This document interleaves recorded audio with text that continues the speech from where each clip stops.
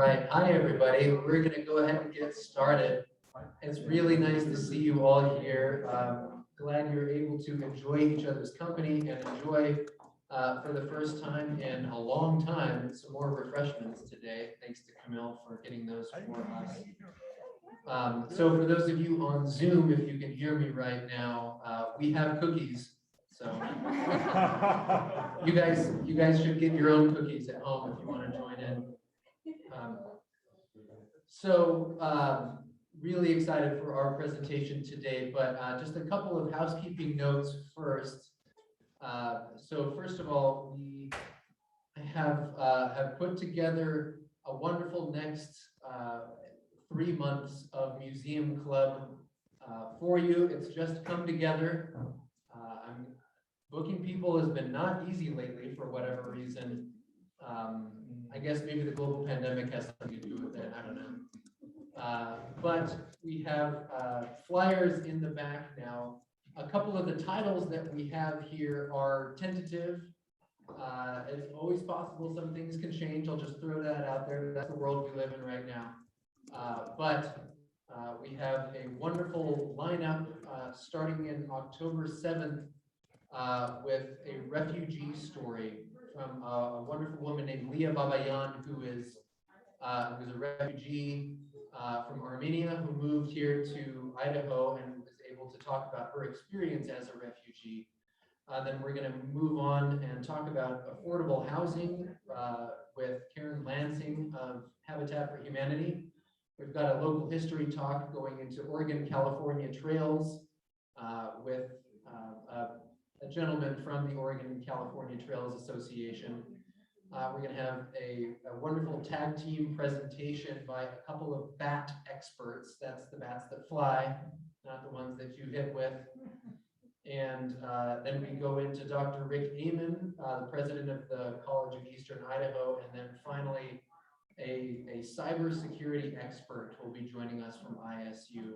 And so we hope to have you here in one form or another for those. We will get I will have registration up for each of these events on the website here within the next couple of days. So you're able to log on and get your place early. So, Jeff, will you continue to make those copies available if you don't have the opportunity? Absolutely, yes, yep, yeah. We'll continue to make the recordings available.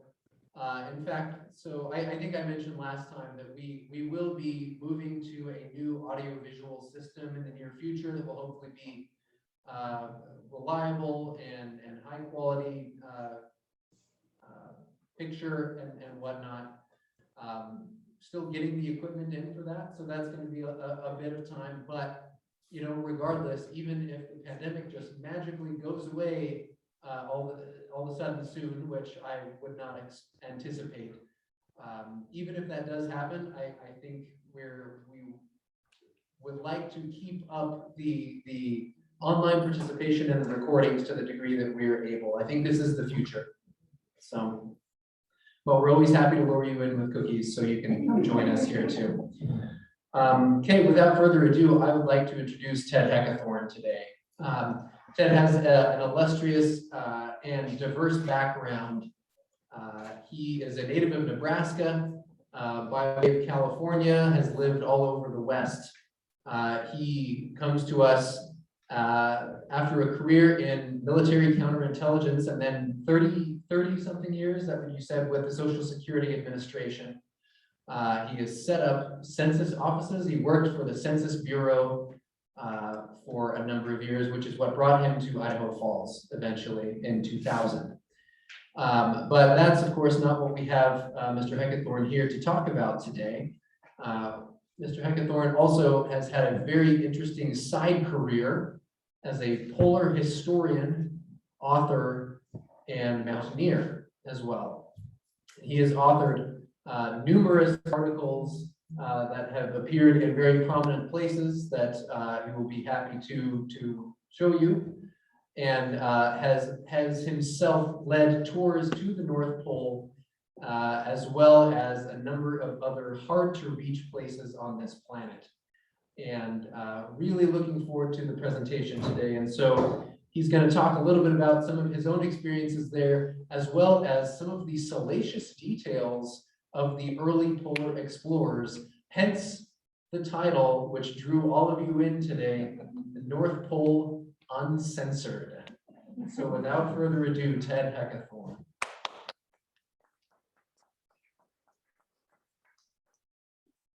Thank you for those kind words. Here and all of those out there in video land, I can almost see you there. How many of you have been to the North Pole?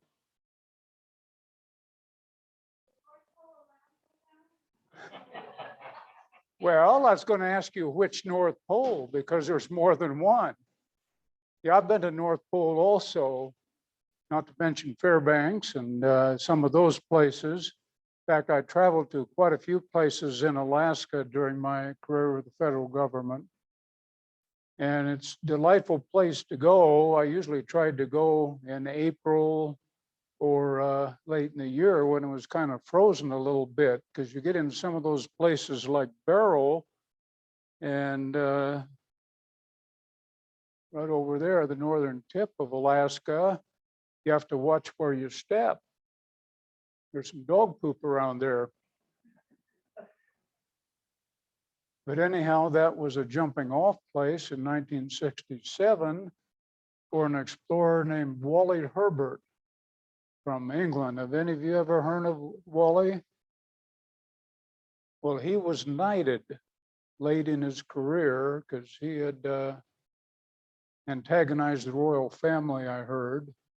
So after his great expedition, who left from Barrow and went all the way across the Arctic Ocean to Spitsbergen by dog sled. So it was quite an experience. I remember 10 years later, I was standing there at Barrow and I said, boy, I wish I'd have been with Wally. Years later, when I told him that story, he said, well, you're the first person that ever told me that wanted to be on that. It was a very difficult trip, but it gave him great expertise in both the Antarctic, because he was a fan of Roald Amundsen, or not a friend, but a follower. And he was the first person after Amundsen to go up that actual Heiberg Glacier in Alaska, which is not in Alaska, but Antarctica. Even airplanes don't fly up it usually because it's so steep. But anyway, Wally is a player in the story today. And the big thing was a controversy in the US. There was a gigantic media war between the New York Times and the New York Herald.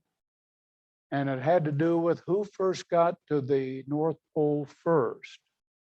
Now, the North Pole, when I refer to here, is the geographical pole right up there. Now, at the time, the North Magnetic Pole had been reached in the 1820s by the British, but the magnetic pole was way down here. And the magnetic pole doesn't stay in the same place. It moves. Now, when I was leading trips to the North Pole, it was right in here. Now it's out in here.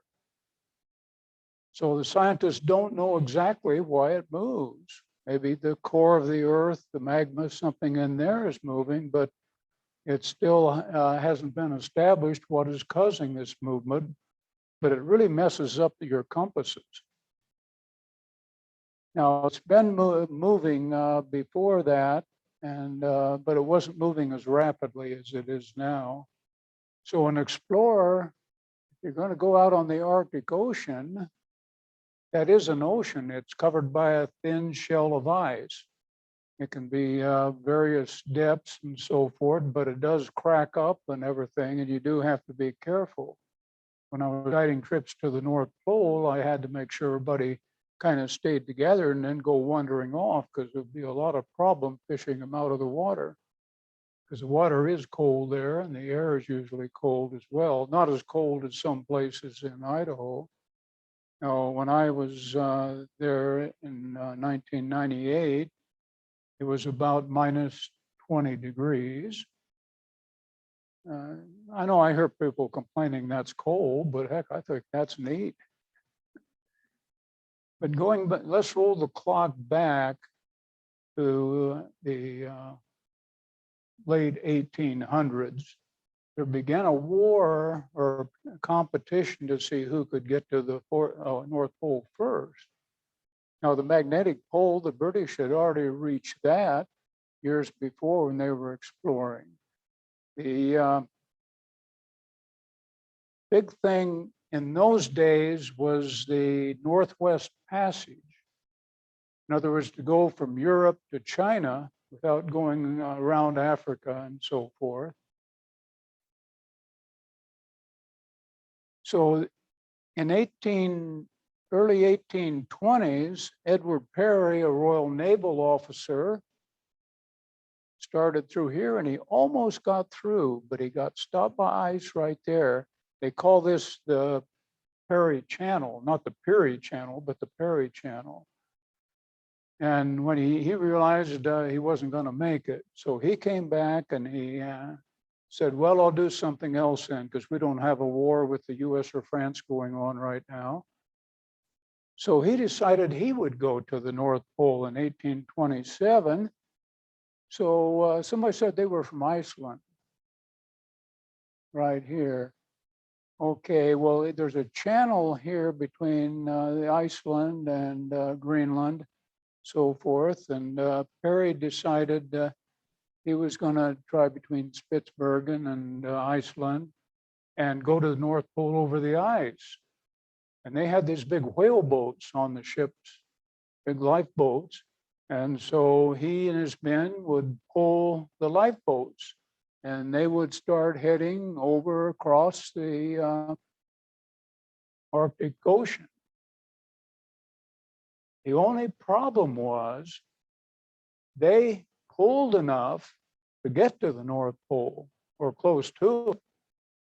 But the only problem was they were on a treadmill.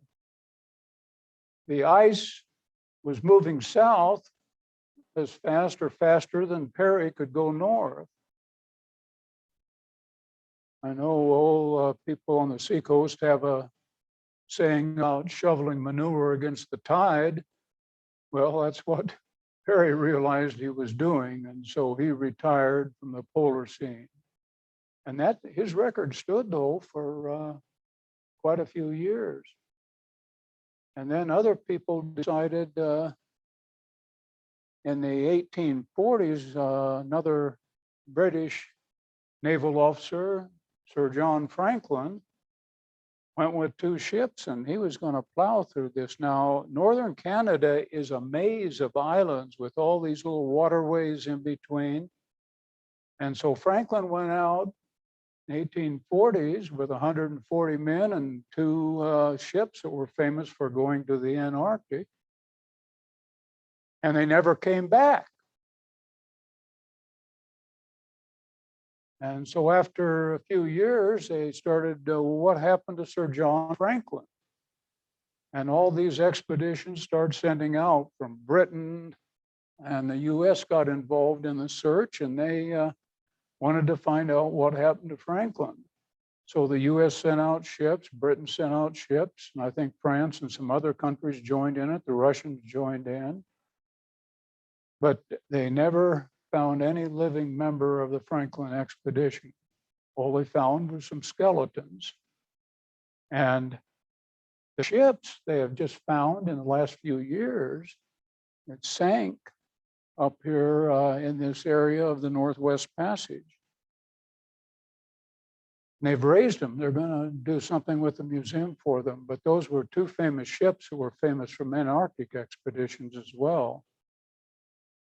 Well, anyhow, in the US, a young naval surgeon was on one of the ships exploring in the Arctic looking for Franklin.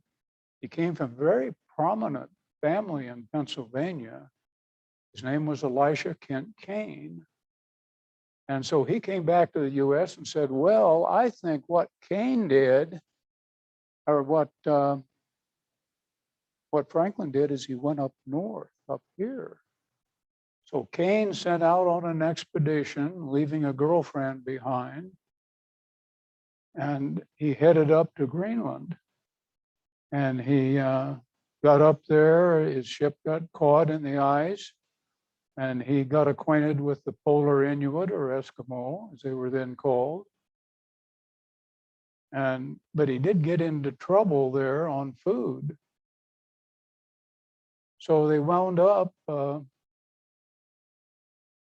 feasting on rats, ship's rats. Rats are very good for them because that fresh meat kept them from getting scurvy.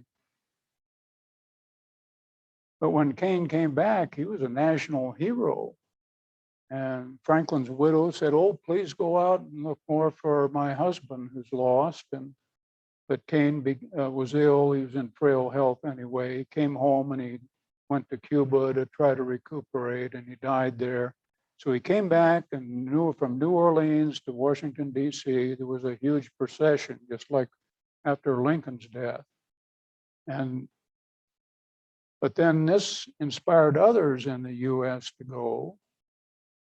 So a surgeon on Kane's expedition went back to North Greenland named Hayes, and he didn't accomplish much.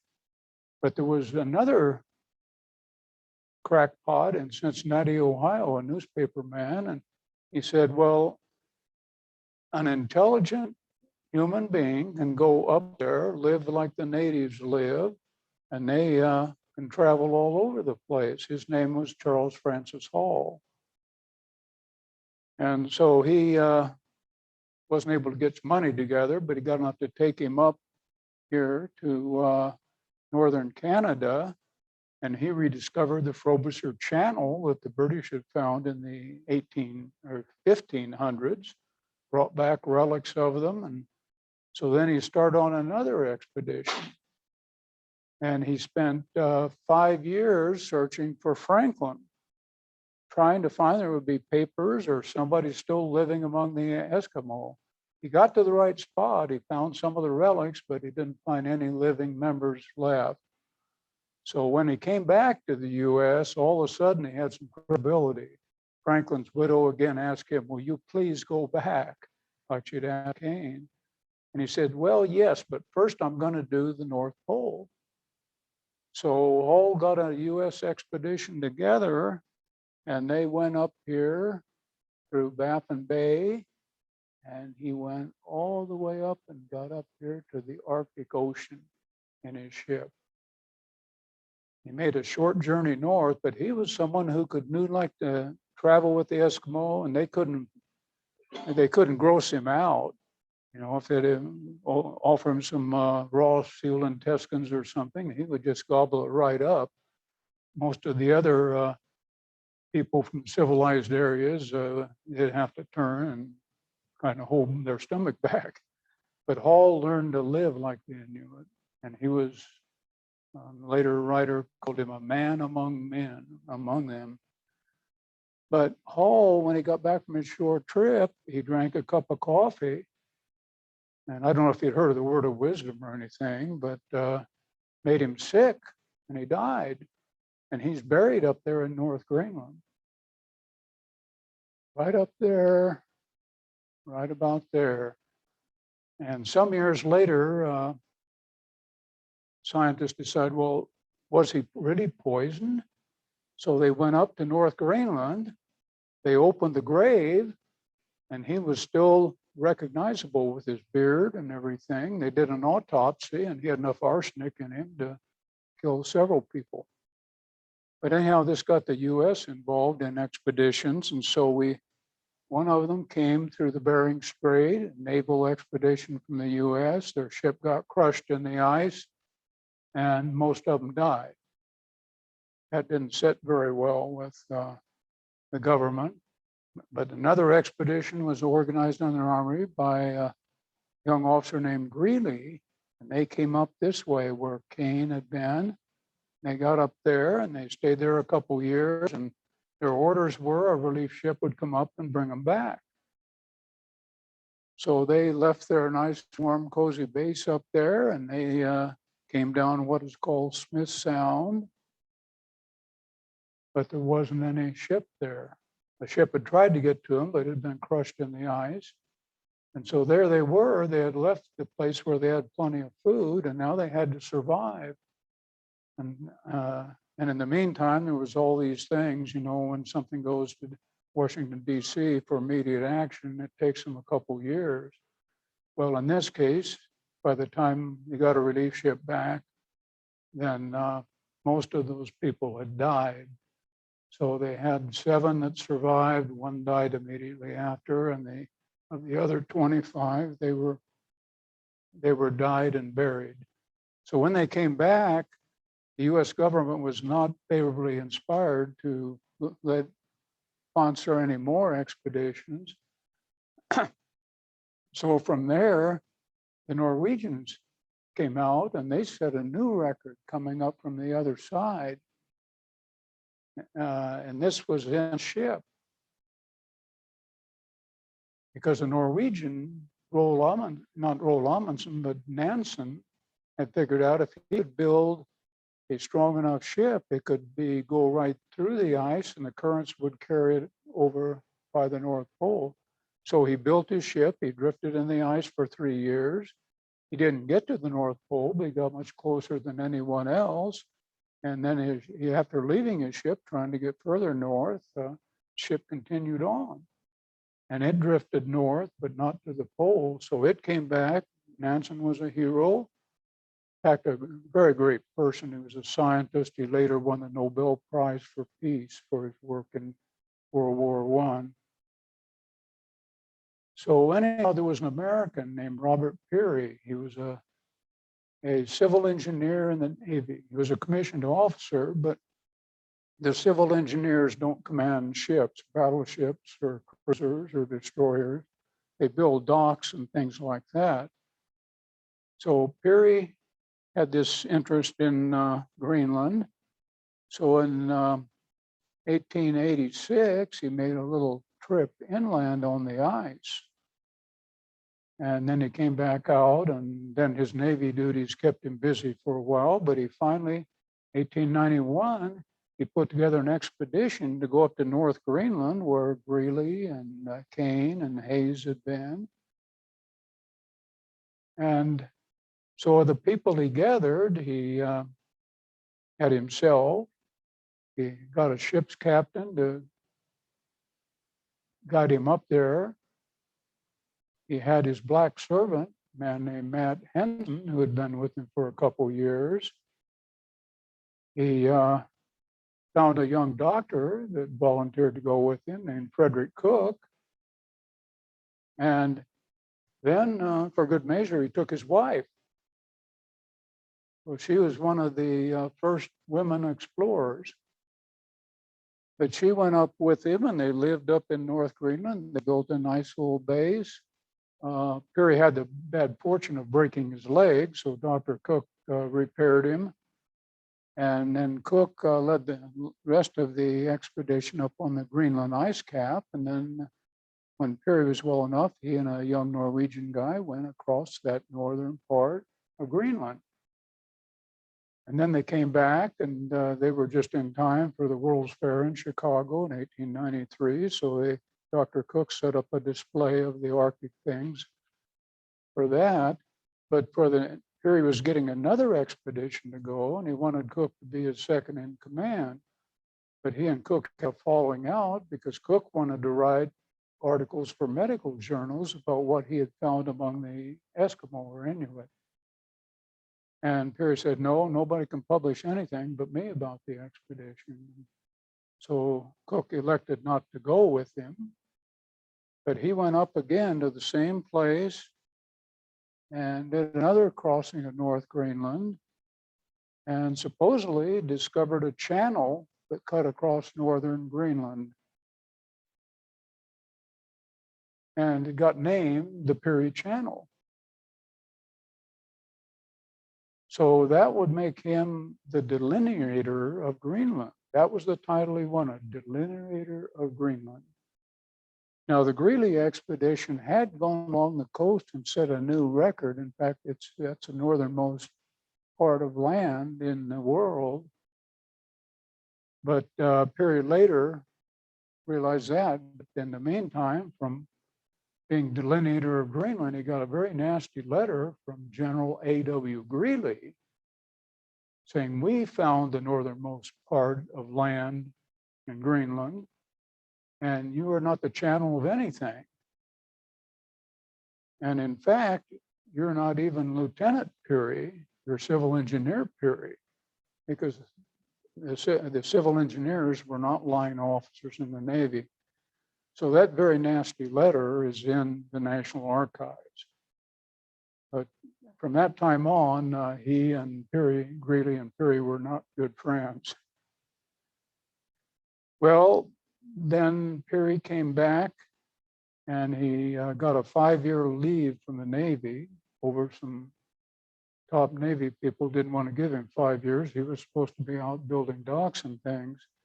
And there was a war going on in 1898 also. Anyone remember that war? Spanish-American War. That's how we got mixed up in Cuba and Philippines and other places around the world. Well, anyhow, Peary got his 5 years to go back and he got the financing. And so he was all set. So he went back to North Greenland. And then he went out in the middle of the winter to go further north and he froze his feet. Lost 8 toes, maybe 8.5. But he wouldn't come home. So in walking, he could still walk, but not very well. And so after that experience, he stuck around and he wouldn't come home. And his wife and the millionaires who were financing him said, what's going on up there with Peary? So they got a relief expedition set out. And the second in command was Dr. Frederick Cook, whose assignment was to go up and check Peary out, see what was going on. And that's what they did. So what Cook found is Peary was suffering from scurvy, which is a vitamin deficiency disease, and it can be cured by fresh food. Captain Cook, the British navigator, that's why he stopped, got fresh food at all of his places. And so his expedition didn't get scurvy. The later British ones did because they used limes instead of lemons. So Peary was up there and Cook said, come down, you need treatment for your feet and stuff. If you stay up here, you may die. Well, Peary said, no, get out of here. So they returned back and Peary's wife had been up again trying to get him to come back and found out that he'd had some extra children up there that she learned about. But Peary eventually did stayed up there and he tried one more time and he got a little ways out on the Arctic Ocean. But that was the farthest anyone had been on the Arctic Ocean in that area. So he claimed a new farthest north in the American sector, came home and then started raising money for another expedition. And in this one, with all the money he raised and everything, he was able to build a ship. It was actually something like an icebreaker. It was very heavily built. And it could had a powerful engine, so it could get all the way up this channel right here and get to the Arctic Ocean. So he was set. He went on. He had his expedition. He had the money, and so they got up. The ship got frozen in right here, and then when the spring started, early spring, they started on an expedition across the Arctic Ocean. Now, the Arctic Ocean doesn't have any landmarks. How do you travel when you can't see where you're going? The North Pole there was in statute miles, that's the one we use here. There's also nautical miles and geographical miles. They're about 1.15 greater than the statute mile. So the North Pole from the nearest base on land here was about 475 miles. If you left Idaho Falls and went somewhere 475 miles, how far would you get? Any guesses? Could you make it to Rigby? Well, anyhow, 475 miles, I looked on the map, you could get to about the Sand Point. That's up in the Panhandle. But now, if you didn't have if you couldn't follow highways or railroad tracks and stuff, how long would it take you to get to Sand Point from here, walking?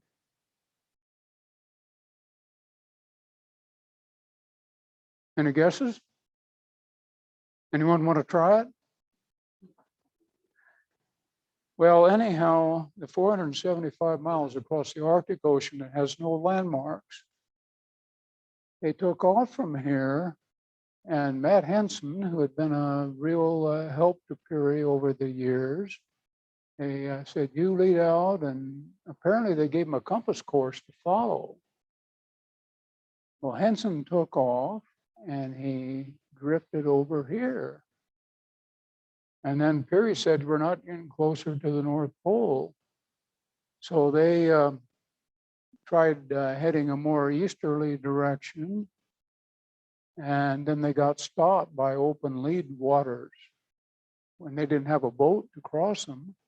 And then they drifted with the ice across over here.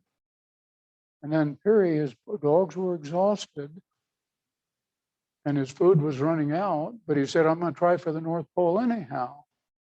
And so from there, then he headed north with starving dogs and got up to what he said was 87 degrees north latitude, which would have set a new world record.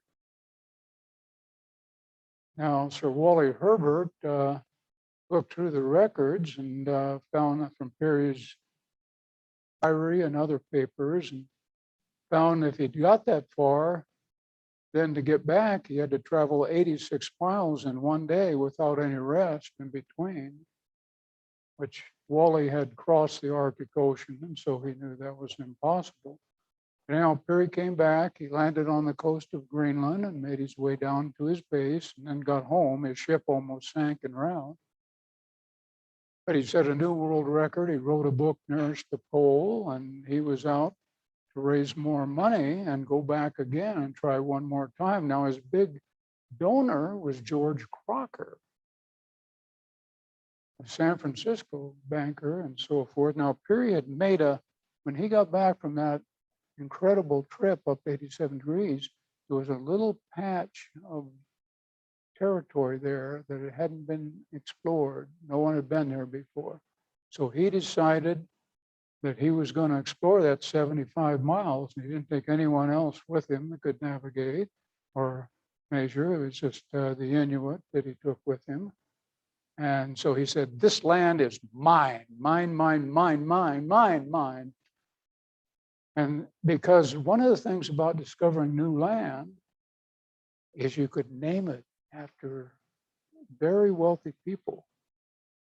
And that was one of the money-raising things that polar explorers used. Like in this area of northern Canada here, this was explored by a Norwegian explorer, Sverdrup. That's why the names on those islands and places are Scandinavian beer companies. Well, Peary needed that 75 miles. It wasn't much, but it was about all he had. So he came back, and so he wrote Crocker. And about, you were such a generous contributor, and I hope you'll be able to contribute even more, something to that effect, to Crocker. Now, he wasn't expecting the letter he got back. Crocker said, we've had this terrible earthquake in San Francisco, and I can't send you any money. So all of a sudden, he was left holding the bag. on going back one more time, and this set him back a whole year and getting off. Now, in the meantime, his old associate, Dr. Cook, had been trying to get an Antarctic expedition together, but he couldn't raise the money to do it. He finally did hitch a ride on a Belgian expedition going to the Antarctic. Britain was raising an expedition, Germany was getting one together, the US was getting one together and all that. But the little Belgian country got theirs on the road first. But their doctor was an alcoholic and a real problem. So they, at the last minute, they had to get a doctor to go on their expedition. So they cabled Dr. Cook and said, would you be interested? You've had all this experience and you tried to go on an expedition of your own into the Antarctic. So he joined the Belgian Antarctic expedition. Now they went down the other end of the earth, south of South America. They stopped off and saw these giant people that lived down in Tierra del Fuego, the Ona tribe. And these big people, I think their average height was about 6'6". Men were 6'7". They were true giant people. They lived as very primitive people down in Tierra del Fuego area. And Dr. Cook did photography work of them and on their way south. But when they got down to the Antarctic and did a little bit of exploring, the captain thought of Nansen, how famous he'd become by getting your ship caught in the ice. So he got the ship caught in the ice. But the ice didn't release the ship, and his ship wasn't designed to rise above the ice. And all they were, that whole expedition was trapped. Now, no one had ever survived up to that time in an Antarctic winter. They always got out of there before the winter started, but this ship was caught in the ice. They couldn't get out. And then scurvy broke out among the crew, and the captain was incapacitated. There was a young Norwegian officer on the ship named Roald Amundsen, who we know about later as for him being the first at the South Pole. Well, Cook and Amundsen became close friends. And they went out and they hunted for seals and penguin for fresh meat because there wasn't any cabbages growing out there. And as a result, they went to the captain, forced him to eat the raw meat because Cook knew that if you cooked it, you'd be killing the vitamin C. Well, he didn't know what a vitamin was. No one did at that time. They weren't discovered until years later. But anyhow, they survived the winter. And then Dr. Cook had figured out a way to get out of the ice. And they blasted their way out of the ice and they go back to civilization. And the Belgians were great heroes. Dr. Cook got knighted by the King of Belgium and so forth. But that didn't put any money in Cook's pocket. So he decided he was going to go to a different area since Peary had the one locked up north of Greenland. So he went to Alaska. 1903, he tried to climb Mount McKinley, the highest mountain in North America.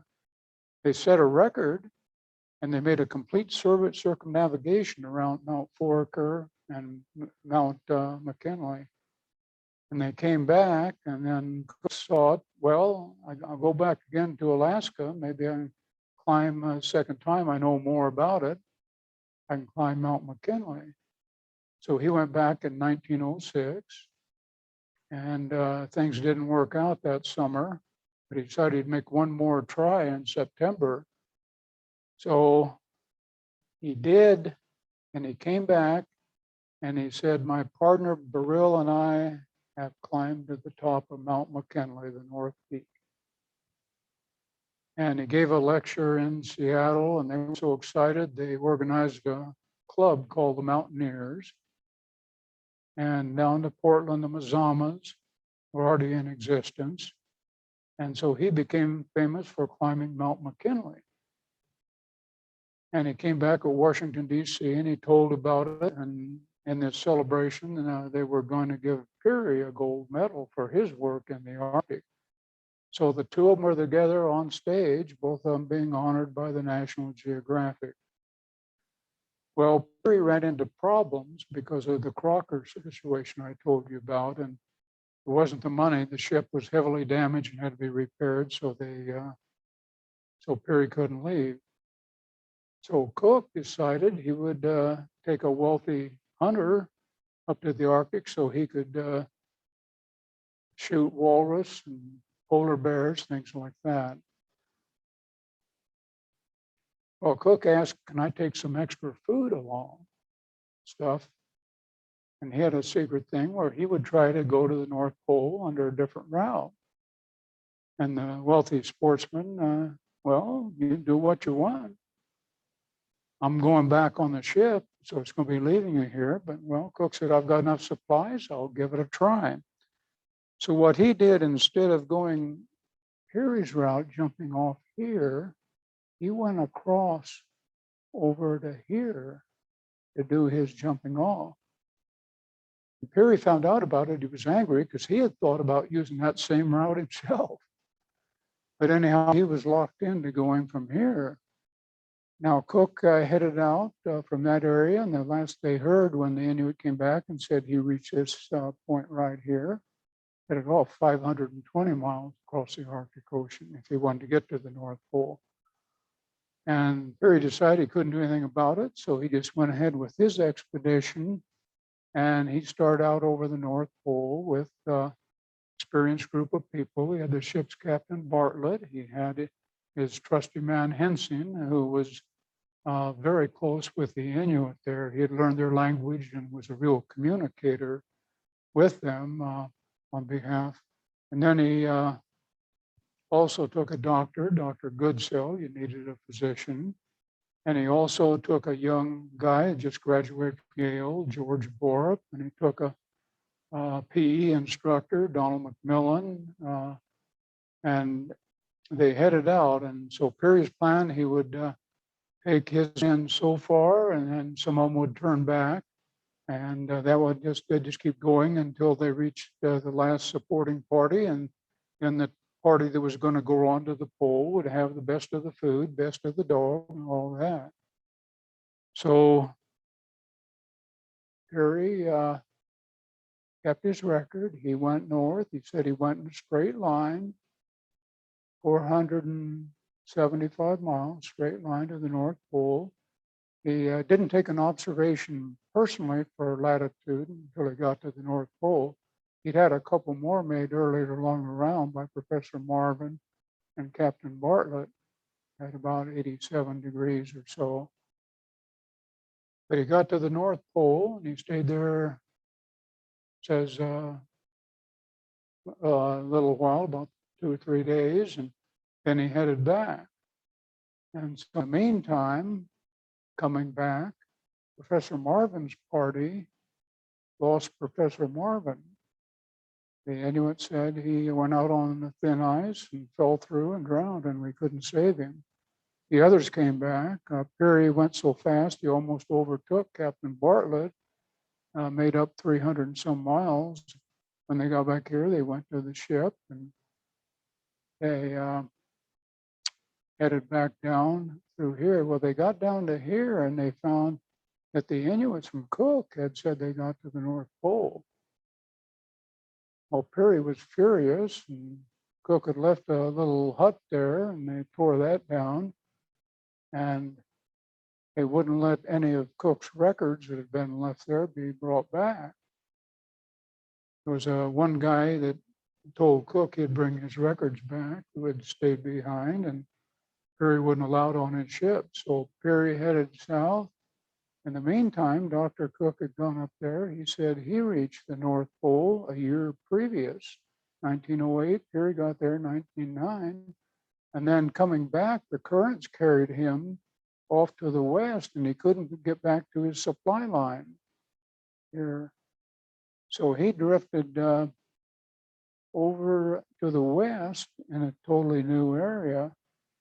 For him, it had been explored by Sverdrup. And they tried to get back to Greenland, but they couldn't make it in time.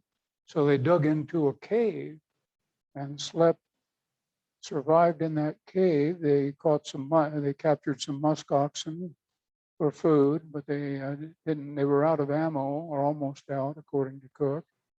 And then in the spring of 1909, they headed up the coast, back up to here where their base had been. And they found their base had been taken over by Peary. Well, Cook didn't want to confront Peary directly. So after a few days, he made his way down the coast of Greenland and made it to where Disco, where the ships came from Denmark. And he caught his way back to Denmark. And he got his news out 5 days before Peary got his news out. And Peary said, don't believe anything Cook says, because his Inuit companions say he didn't go to the North Pole, he just handed a gold brick to the public. So that started the controversy that's been going on since 1909. So it became a media war, and Peary wrote to his president of the Peary Arctic Club, who was a millionaire, and he said, I want to take out Cook. I want this conducted like an American presidential campaign. That sound familiar? So there were no holes barred. It was just all dirty. They did everything they could to smear Cook. They went back and contacted his companion on Mount McKinley and told him there was a lot of money in it for him if he would say they didn't climb the mountain. So Cook people had heard about it, but they didn't have any proof of it. So anyhow, he faked his climb of Mount McKinley, and so he faked his North Pole trip, and Peary had clear sailing, except Cook didn't go away. And that's how it stood. It went on for years and years, people taking sides like Amundsen backed Cook, and the National Geographic and New York Times have been financial contributors to Peary, and so they backed him, and it became a media war and scientific war. And that went on for almost 90 years. But what happened is Peary's own personal papers have been sealed up for 75 years, and they've been put in the National Archives, but you couldn't see them, look at them, examine them, check them out, unless you had permission from the Peary family, and they weren't very helpful to anyone that didn't toe the line. Part of the thing that got open, they finally opened those, there's enough pressure from the media to open those Peary records up. There was a lot of records there, his whole career, his correspondence and all of that, his diaries, or most of his diaries, not quite all of them. And so my friend Dennis Rawlins and I had been working on this for some years, and he told me, hey, they've opened up the Peary records. I'm going to go look at them. You want to come with me? So Rawlins and I went over there, and we got into these things. And in the meantime, the National Geographic had relented, and they paid for Sir Wally Herbert. He was knighted at the time, to go over and impartially examine all of these Peary records. And he did for 3 years of his life, he did it. And then he published his findings. Now, he said the National Geographic watered them down substantially, but we have a copy of those the National Geographic published. And Wally found a lot of other things, like in 1906, that was a bogus claim of 87 degrees. And a lot of other things, that the Crocker Land thing, the Peary Channel thing. And so Peary had a record of exaggerating, or some people call lying. But it raised money for him, and it supposedly got him to the North Pole, except now the records that he himself kept were canceling that out. So all of this hit about the same time, and Rawlins was looking for things in the Peary papers. I was looking for things, and I found something I hadn't expected to find. there was a bribe check for $5,000. That was a lot of money in 1909, paid to Ed Burrell, the Montana companion of Cook, who made an affidavit. They hadn't climbed the mountain, but like most affidavits, you see, legal affidavits say, made this statement in not expecting any reward or compensation for it. Well, that didn't appear on the affidavit. And also, no one had ever published that check for $5,000, including the telegrams going back and forth, because Burrell was holding out for more money.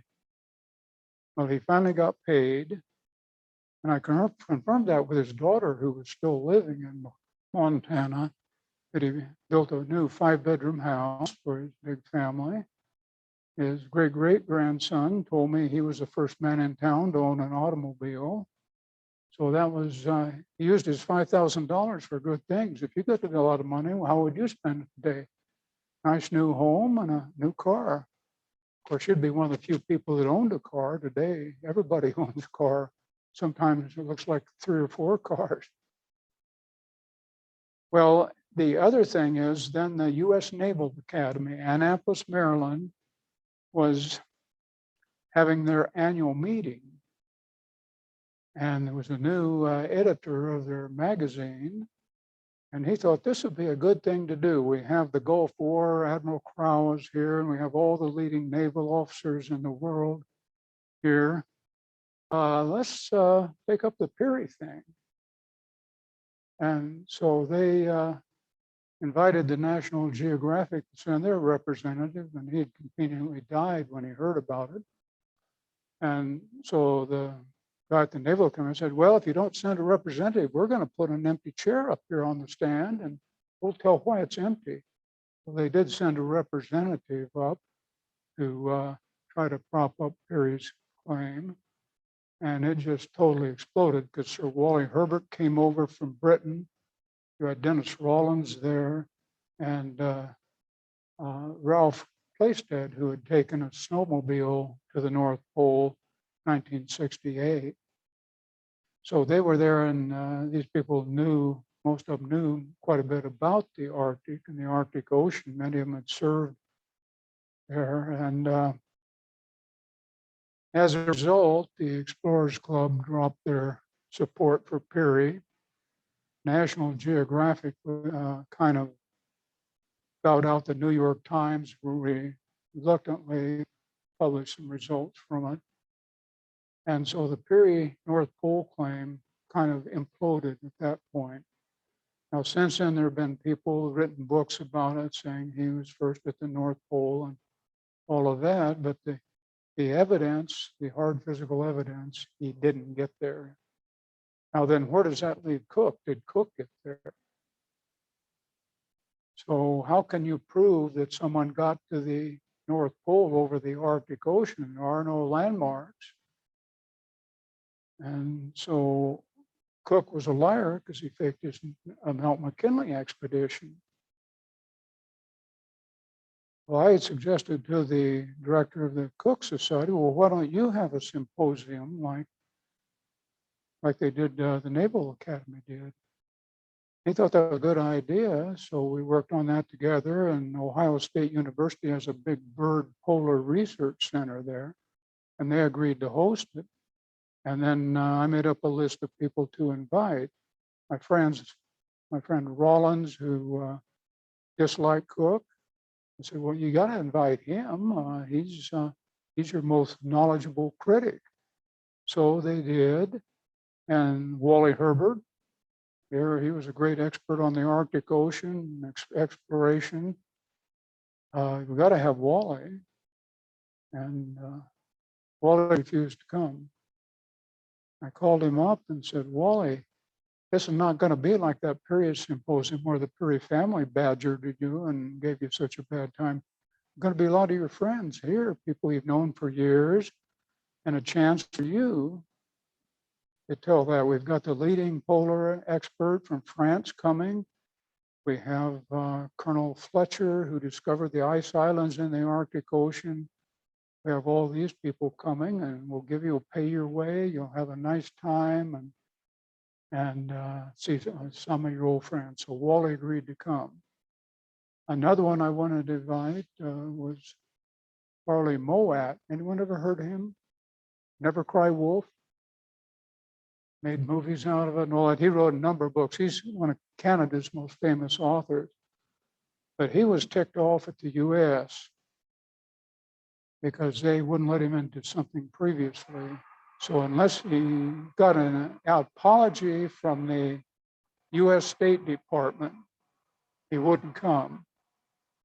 Tried to get him to come, and he was just adamant. So I went to the State Department, got nowhere there. A friend of mine had been the polar expert for the State Department some years, and I said, well, Lyle, what can we do? And he said, well, they won't apologize even if they're wrong. So Farley Moat did not come, but anyhow, he was a Cook supporter. So anyway, we had the symposium there, and the big stumbling block for Cook was Mount McKinley. There'd been the Burrill thing, and then Peary's made up a map of what he thought Cook had done. So I said, well, the only way I'm going to find out is go up and check it out myself. So I did. I organized some of the leading mountaineers in the world to go with me, and we were going to check routes. Now, this really created a storm from some of the people in Alaska, and a fellow who has been the director of the Boston Museum of Science for 41 years was their expert on Mount McKinley, and he hated Cook. He had done everything he could for 30 years to, are we running low on time? Okay. Well, anyhow, this is the map, and let's go back and take a look at some of the things, and you'll be welcome to check out some of these things I've laid out for you. The result was I had a copy of Cook's diary for Mount McKinley, and he had drawn sketches in it. And everyone had said he turned back at about 5,000 or 6,000 feet on the Ruth Glacier. The Ruth Glacier, by the way, is one he had named. But anyhow, I found sketches of the higher mountain levels. The East Ridge was about 11,000 to 12,000 feet high, and he had sketched that. Not only sketched it, but he sketched what you could see from the top of that. So there's a strange mountain, they call it Pegasus Peak now, but he sketched it in his diary in 1906. And then there was a little peak right below that, like a little pyramid. And there was a sketch of that, only it was a sketch made from above, not from ground level. So we found that, and then two of the top mountaineers I had with me were Vern Tejas, who had climbed Mount McKinley more than any others, and he had climbed it from different directions. And then was Scott Fisher, the famous Mount Everest climber. So I had both of those with me, and we found that he had been up on top of that East Ridge because we saw the same things that he had seen and sketched. Now, of course, this created a real hassle for them because Vern Tejas and Scott Fisher earned their living mountain climbing, and they got letters from Boston threatening their mountaineering careers if they didn't retract their statements. Well, it scared them. They refused to retract. And Scott Fisher died 2 years later up on Mount Everest in that big storm, but Vern Tejas is still living. But anyhow, that's what happened with Dr. Cook. We found evidence, but now North Pole, I went back in 1998 and I tracked his land rack things, the landmarks, because that's all we had to see, did they check out? Okay, well, I checked his jumping off point right here. I checked where he started from. And that jumping off part, we took the same pictures of the same cliff that he had photographed. And then the other thing that no one else knew at the time, except Cook and those who read his book, there was a little island right out here. It's a little sandy island. You can just barely see it, but I have photographs of it. And he landed on this little sandy island just a few feet above sea level. Now, it didn't show on any maps he had. Peary didn't know about that island, and none of the others did. And so I came back and I had checked out those points. So as far as land goes, we had checked it out, everything we could. And then on his account, going across the Arctic Ocean, a lot of experts believed it. Colonel Joe Fletcher, who discovered the ice islands in about 1950, Cook had written in his book about crossing one of them in 1908. And he said it was a glacier type island. It was fresh ice. It wasn't sea ice. But now we know those floating ice islands do exist.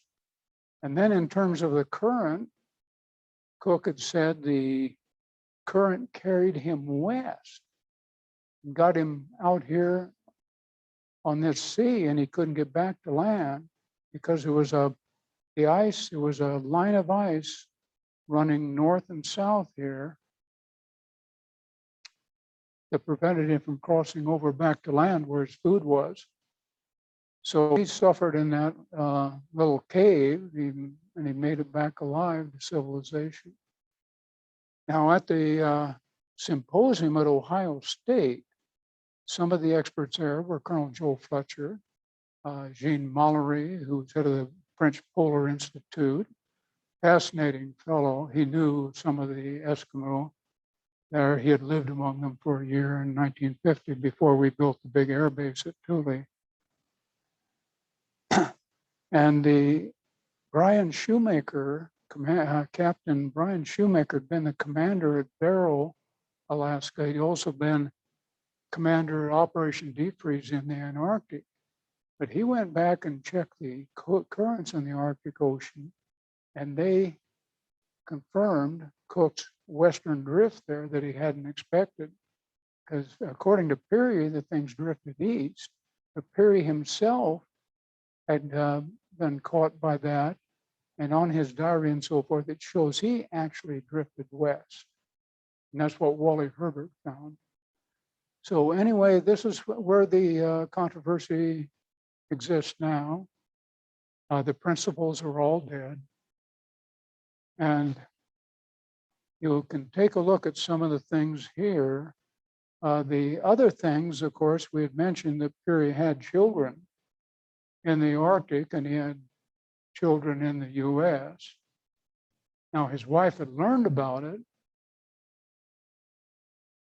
but her grandson later told me it's not something we discussed at the dinner table.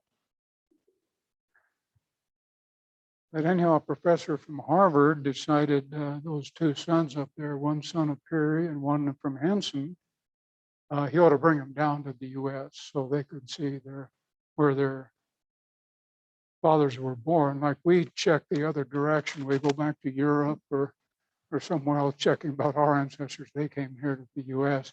So there's a book about them by Professor Counter. And then the one young lady, Evelou, that was written by Peter Freuchen, a Dane, but Evelou was a real person. Dr. Goodsell said she was a raving beauty. She was so talented artistically and so bright. Now it was her brother who was Cook's companion on the North Pole, but Evelou eventually got her own book. So there's a lot of things, and the allegation was that she slept with Peary.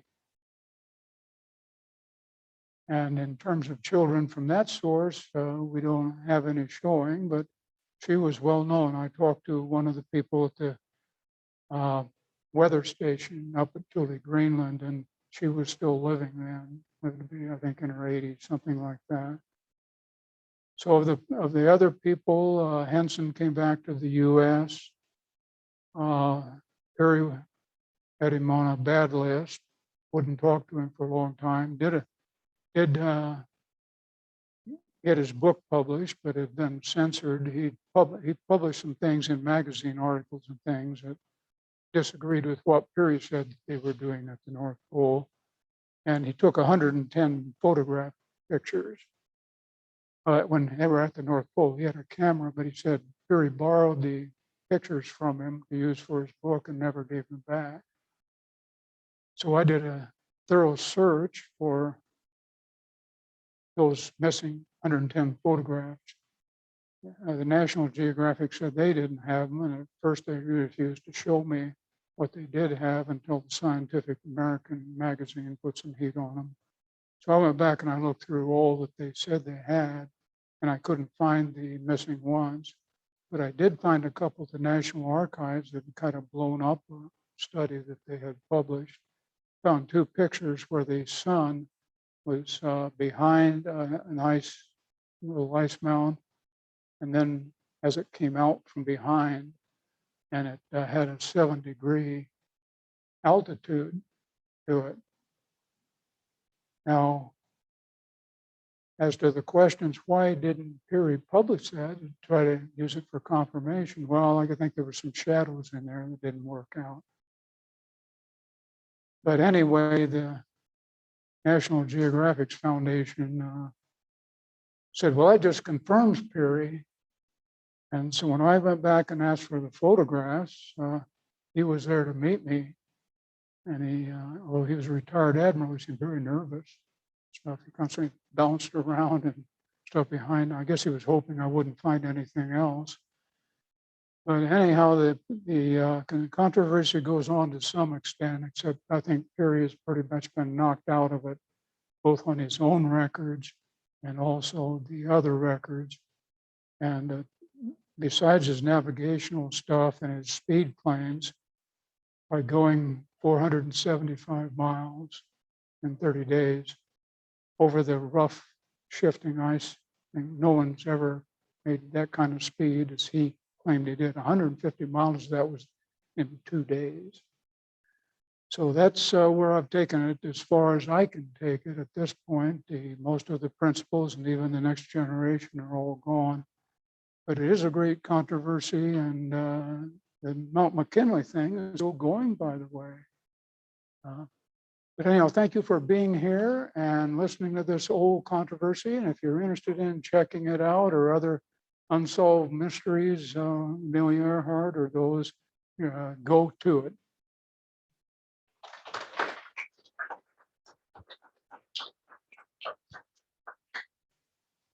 You're welcome to take a look at all these things. There's those big 2-inch binders. Now, those are books that have never been published. This one is called Hell is a Cold Place, written by Dr. Frederick A. Cook. Guess who he dedicated it to? Any guesses? To his enemies. He said, they taught me the most. So anyhow, this is the unpublished. Russ Gibbons and I were going to publish it, but we got involved in other things. The next one is on polar trails by Dr. John W. Goodsell. It's 600 pages. Now that was published as a book, a little small book. And so I contacted the editor, who didn't know anything about polar exploration or polar history. He just went through and he deleted a bunch of stuff out of the manuscript that he didn't think was pertinent. Like there's a little thing in there about Sammy rushed out to meet the ship. What was that controversial? Well, Sammy was Peary's son, and he had promised his wife that his girlfriend in Greenland was not going on the expedition. So Goodsell just stumbled into that one. But there's a bunch of other stuff. He said the pemmican, that's a staple food for the explorers in the early days. We have the dehydrated food and things. The pemmican was the standard. Now, Peary's pemmican had been ordered from Chicago, and Dr. Goodsell found people were getting sick from it. They were getting sick because they had formaldehyde, big lumps of salt in it, and broken glass. So several people on Perry's expedition got sick from eating the pemmican. So there's a whole bunch of other things in there. And of course, Professor Marvin is still a mystery, or pretty much the only one that took any interest in trying to investigate the Marvin thing was Dr. Goodsell, because Marvin had been his friend. So Goodsell questioned the Inuit, but he just had a couple days to do that and get their itinerary, what happened each day they came back. And he came to the conclusion Marvin had been murdered, and years later, one of the Inuit confessed that, yeah, he shot and killed Marvin. He was afraid Marvin was going to leave the two Inuit behind. The Inuit who confessed to the crime, guess who? Perry's foster son. But that wasn't the whole story. In a group of photographs in Dr. Cook's Library of Congress file, there's a picture of all these Inuit, and it said, Kudlutu, who confessed to killing Marvin. And then the next one to him was Inagido, who did the crime. So you go back and start checking these things out. We've got all kinds of stuff I'm leaving for you to resolve. But thanks for being here. And thank you, museum.